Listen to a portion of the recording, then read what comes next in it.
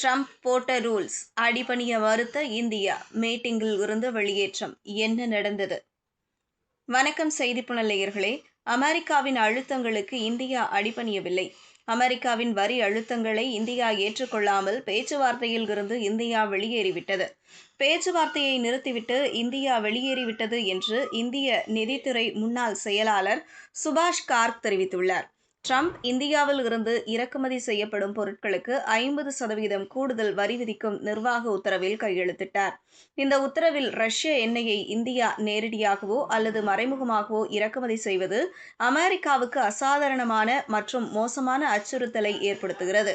தேசிய பாதுகாப்பு, வெளியுறவு கொள்கை கவலைகள் மற்றும் பிற வர்த்தக சட்டங்களை மேற்கோள் காட்டி அவர் இந்தியாவுக்கு எதிராக அபராதம் விதித்தார். இந்த நிலையில்தான் இந்திய நிதித்துறை முன்னாள் செயலாளர் சுபாஷ் கார்க் அமெரிக்க அதிபர் டொனால்டு ட்ரம்ப் இந்தியாவை தொடர்ந்து விமர்சிப்பதை அரசியல் நாடகம், பொருளாதார யதார்த்தம் அல்ல என்று கூறியுள்ளார். அதில் ரஷ்ய எண்ணெயை இந்தியா அதிக விலைக்கு வாங்குகிறது என்று ட்ரம்ப் குற்றம் சாட்டி வருகிறார். ஆனால் ரஷ்யா மூலம் இந்தியா பெரிதாக பலனடையவில்லை. ரஷ்ய கச்சா எண்ணெய் மூலம் இந்தியாவுக்கு கிடைக்கும் உண்மையான சேமிப்பு ஆண்டுக்கு $2.5 பில்லியன் மட்டுமே, $25 பில்லியன் அல்ல என்பதையும் இந்த அறிக்கை வெளிப்படுத்துகிறது. இந்தியாவை சீண்டும் விதமாக ட்ரம்ப் தீவிரமாக செயல்படுத்துகிறார். ரஷ்யா எண்ணெய் மூலம் நாம் பெரிதாக பலனடையவில்லை. ஆனால் ட்ரம்ப் இதை இந்தியாவை தண்டிக்கும் ஒரு ஆயுதமாக பயன்படுத்துகிறார். ரஷ்யன் கச்சா எண்ணெயின் கப்பல் போக்குவரத்து, காப்பீடு மற்றும் கலப்பு செலவுகள் அனைத்தையும் கணக்கில் எடுத்துக்கொண்டால் இந்தியாவிற்கு ஒரு பீப்பாய்க்கு வெறும் $3 முதல் $4 தள்ளுபடி மட்டுமே கிடைக்கிறது. ட்ரம்ப் இதை ஒரு அரசியல் கருவியாக பயன்படுத்த விரும்பினால் அவர் எந்த புள்ளி விபரத்தையும் எடுக்கலாம்.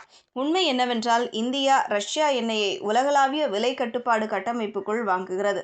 எந்த சர்வதேச ஒப்பந்தமும் மீறப்படவில்லை. இதனால்தான் அமெரிக்காவின் அழுத்தங்களுக்கு இந்தியா அடிபணியவில்லை. அமெரிக்காவின் வரி அழுத்தங்களை இந்தியா ஏற்றுக்கொள்ளாமல் பேச்சுவார்த்தையில் இருந்து இந்தியா வெளியேறிவிட்டது.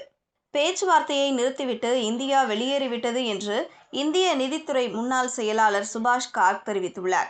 இப்படிப்பட்ட நிலையில்தான் ட்ரம்பிற்கு பதிலடி கொடுக்கும் விதமாக ஷாங்காய் ஒத்துழைப்பு அமைப்பின் மாநாட்டிற்கு முன்னதாக பிரதமர் நரேந்திர மோடியும் சீன அதிபர் ஜி ஜின்பிங்கும் சீனாவில் உள்ள தியான்ஜின் நகரில் இருதரப்பு பேச்சுவார்த்தை நடத்தினர். அமெரிக்காவால் விதிக்கப்பட்ட வரிகளும், அமெரிக்காவுடன் இந்தியா மற்றும் சீனாவுக்கு மோதல் நிலவும் சூழலில் இந்த பேச்சுவார்த்தை நடைபெற்றது. தியான்ஜினில் நடைபெறும் 1 வருட ஷாங்காய் ஒத்துழைப்பு அமைப்பு மாநாட்டில் பங்கேற்பதற்காக பிரதமர் மோடி சனிக்கிழமை சீனா சென்றடைந்தார். இந்த மாநாடு 2 நாட்கள் நடைபெறுகிறது. கால்வான் மோதலுக்கு பிறகு 7 ஆண்டுகளுக்கும் மேலான இடைவெளிக்கு பின் மோடி சீனாவுக்கு பயணம் மேற்கொண்டது இதுவே முதல் முறை. பிரதமர் நரேந்திர மோடியுடனான இருதரப்பு சந்திப்பின் போது சீன அதிபர் ஜி ஜின்பிங், இன்று உலகம் ஒரு நூற்றாண்டுக்கு ஒருமுறை நிகழும் மாற்றங்களால் சூழப்பட்டுள்ளது. சர்வதேச சூழல் நிலையற்றதாகவும் குழப்பமானதாகவும் உள்ளது. இந்த ஆண்டு சீனா இந்தியா ராஜதந்திர உறவுகளின் 75வது ஆண்டு விழாவாகும். இரு தரப்பினரும் நமது உறவை ஒரு மூலோபாய உயரத்திலும் நீண்டகால கண்ணோட்டத்திலும் அணுக வேண்டும் என்று தெரிவித்தார். இதுபோன்ற செய்திகளை தெரிந்து கொள்ள செய்திப்புணலுடன் இணைந்திருங்கள்.